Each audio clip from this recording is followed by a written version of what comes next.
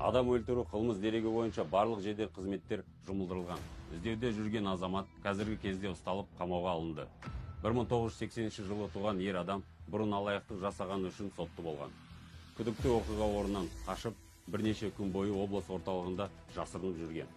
Ұсталған күдікті өлтіру дерегі ішімдік ішу барысында жасаған мойындаған.